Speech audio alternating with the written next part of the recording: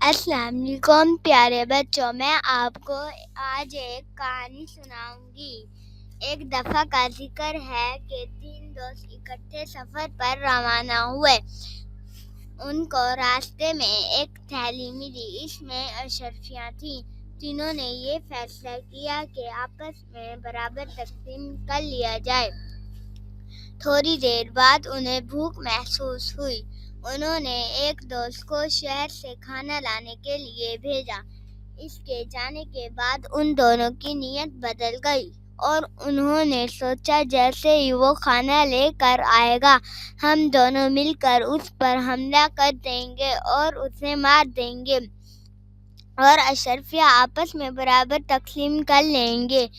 ادھر کھانا لانے والا بھی زیادہ دولت حاصل کرنے کی لالچ میں پڑ گیا۔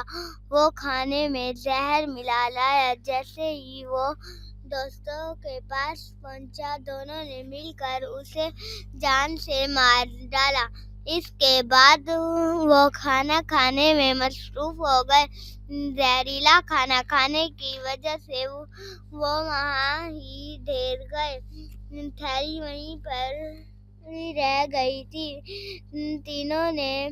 تینوں لالچ کی وجہ سے اپنے انجام کو پہنچ گئے۔ اخلاقی سبق: لالچ بری بلا ہے۔ پیارے بچوں، ہمیں لالچ میں آ کر دوستوں کی بات نہیں ماننی چاہیے۔ اللہ حافظ۔